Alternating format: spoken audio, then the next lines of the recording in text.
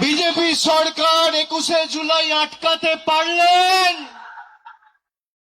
শুভেন্দু অধিকারী 21শে জুলাই আটকাতে পারলেন, অমিত শাহ 21শে জুলাই আটকাতে পারলেন, কলকাতা পুলিশ 21শে জুলাই আটকাতে পারলেন। আজকের এই সমাবেশ প্রমাণ করে দিচ্ছে তৃণমূল কংগ্রেসের কর্মীদের কোনো বিকল্প নেই। যারা নিজেদের তৃণমূল বলে দাবি করত, গিয়ে একবার দেখে আসুন মেয়র রোডে যে কটা লোক রয়েছে, গ্রামে জেসিবি দিয়ে মাটি কোপানোর সময়ের থেকে বেশি লোক হয়। ভালো তৃণমূল, তাই না?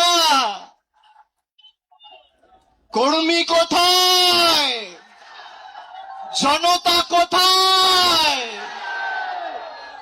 মমতা বন্দ্যোপাধ্যায় যেখানে, জনতা সেখানে। অনেক বড় কেউকেটা হয়েছেন। এই গাছগুলো দেখছেন, একটা পাতা যদি ঝরে পড়ে যায়, একটা ডাল যদি কেউ কেটে ফেলে দেয়, তার সবুজ আর কেউ ধরে রাখতে পারে না। সেই ডালের মধ্যে, পাতার মধ্যে আর কোনোদিন প্রাণ কেউ সঞ্চার করতে পারে না। তার শক্তি তার শিকড়ে। একইভাবে তৃণমূলের শিকড়ের নাম মমতা বন্দ্যোপাধ্যায়, যার আদর্শ আন্দোলনকে সামনে রেখে হাজার হাজার লক্ষ লক্ষ কর্মীরা আপসহীন লড়াই সংগ্রাম করে দলকে আজকে বটবৃক্ষে পরিণত করেছে। তারা যদি ভাবে যে গদ্দারি বেঈমানি করে দলকে দুর্বল করব, তৃণমূল কংগ্রেস আরো শক্তিশালী হবে। যারা আজকের সভায় এসছেন, আমি কুর্নিশ জানাই প্রত্যেকটা কর্মীকে। যারা বলেছিল তৃণমূল কংগ্রেস শেষ, তৃণমূল কংগ্রেসকে পুড়িয়ে ছাড়খাড় করে দেব, সেই আগুনের স্ফুলিঙ্গ থেকে নতুন অগ্নিশিখার জন্ম হবে এবং তৃণমূল কংগ্রেস আরো শক্তিশালী হবে আগামী দিন। কারোর ক্ষমতা নেই। আর বিজেপি যদি মানুষের রায় জিতে থাকেন, তাহলে এত ভয় কেন? তৃণমূল কংগ্রেসের কর্মীদের মিথ্যা মামলায় জেলে ঢোকানো, নেতাদের উপর যারা মমতা বন্দ্যোপাধ্যায়ের সাথে এখনো আছে তাদেরকে ভয় দেখানো, তৃণমূল কংগ্রেসকে চমকে ধমকে লাভ নেই। এত মামলা দিয়েছে আমার উপর, একদিকে ইডি, একদিকে সিবিআই, একদিকে ইনকাম ট্যাক্স, একদিকে সিআইডি, একদিকে এসটিএফ। গলা যদি কেটে দেন আর যেদিনকে দেহত্যাগ করব, মৃতদেহটা শ্মশানে নিয়ে যাওয়ার আগে যদি বুকে কান পেতে শোনেন, তাহলেও সেই দেহ থেকে জয় বাংলার মমতা ব্যানার্জি জিন্দাবাদ করবে।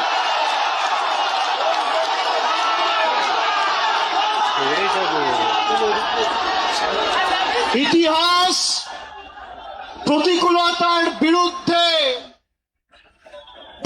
প্রলোভনকে উপেক্ষা করে যারা লড়াই করে, ইতিহাস তাদেরকে সমর্থন করে, গদ্দারদের সমর্থন করে না। 5 ওয়াট 10 ওয়াটের বাল্ব, সে এখন ভাবছে আমি হ্যালোজিন হয়ে গেছি। আরে বিদ্যুৎ সঞ্চার করছে মমতা ব্যানার্জি, শক্তি কেন্দ্র মমতা বন্দ্যোপাধ্যায়। যার আদর্শকে সামনে রেখে আপনার রাজনৈতিক পরিচয়, পথ চলা, যদি কেউ নিজের মাকে ত্যাগ করে, সে সন্তানকে সৃষ্টিকর্তা সর্বশক্তিমানও কোনোদিন ক্ষমা করে না। যারা গেছে আমি নেত্রীকে অনুরোধ করব, দয়া করে আগামী দিনে একটা কেউ ফেরত নেবেন না, একটা কেউ ফেরত নেবেন না। আজকের এই কর্মী সমর্থকদের উৎসাহ উদ্দীপনা, বিজেপির ক্ষমতা হবে ক্যাথিড্রাল রোডে এই মিটিং করার, রাজ্য সরকারের ক্ষমতায়, পুলিশ তোমার, তদন্তকারী সংস্থা তোমার, অর্থ তোমার, কেন্দ্র সরকার তোমার, মানুষ তৃণমূলের সাথে রয়েছে।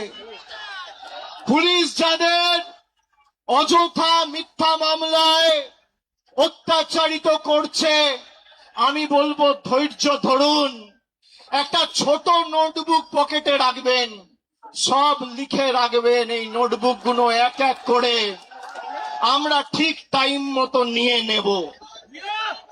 যারা যে ভাষায় বোঝে তাদের সে ভাষাতেই জবাব দেওয়া হবে। ঘর বাড়ি ভেঙে দিয়ে, পার্টি অফিস গুড়িয়ে দিয়ে ভাবছে তৃণমূলকে উৎখাত করব, দুর্বল করব। আরে ফুটপাতে থাকবো, তোদেরকে হারাবো, বাংলা থেকে উৎখাত করব, কথা দিয়ে গেল।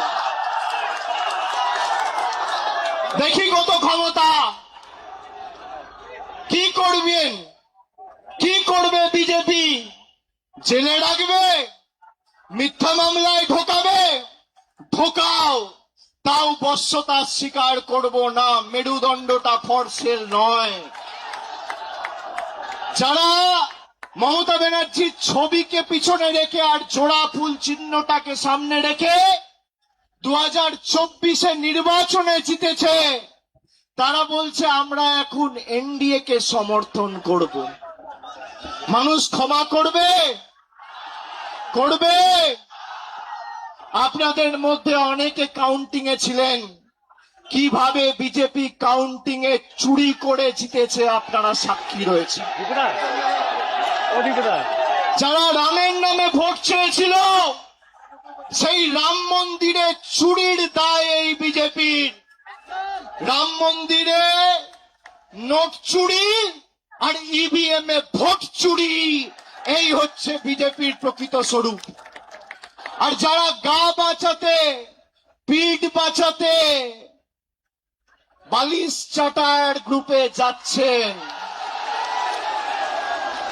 এদেরকে তৃণমূল বলবেন না, বলবেন বালিশ চাটা। খালি বিসি বললেই হবে। বিসি, বিসির অনেক মানে হয়, বালিশ চাটা। আমি আর বেশি কিছু বললাম না। হয় পুলিশের কাছে মামলায় ধৃত, আর না হলে মেরুদণ্ড বিক্রি করে বালিশ চাটা ঋতব্রত, এই দুটো ছাড়া গদ্দারদের উপায় নেই।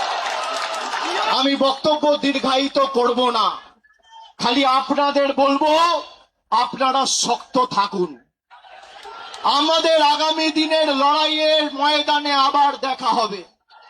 বিশেষ করে যে সমস্ত তৃণমূল কংগ্রেসের নির্বাচন সিম্বলে, তৃণমূলের সিম্বলে, জোড়া ফুল সিম্বলে নির্বাচিত হয়ে যারা পিঠ বাঁচাতে নিজেদের মেরুদণ্ড বিক্রি করে ওদিকে গেছে, আমরা প্রত্যেকটা বিধানসভায় গিয়ে মানুষের কাছে ক্ষমা প্রার্থনা করে আসব। আগামী দিন লড়াইয়ের ময়দানে দেখা হবে। আমি তৃণমূল কংগ্রেসের নির্ভীক, সাহসী, সংগ্রামী, দেবতুল্য কর্মীদের আমার অন্তরের শ্রদ্ধা, কৃতজ্ঞতা, প্রণাম এবং কুর্নিশ জানিয়ে আমার বক্তব্য এখানে শেষ করছি। এরপর নেত্রী বলবেন, তার কথা আমরা শুনব। জোরে বলুন, জয় বাংলা, জয় বাংলা, জয় বাংলা, জয় বাংলা, জয় বাংলা, জয় বাংলা, জয় বাংলা, জয় বাংলা, জয় বাংলা, জয় বাংলা, জয় বাংলা, জয় বাংলা। অনেক অনেক ধন্যবাদ, নমস্কার। আমাদের মাননীয় নেত্রী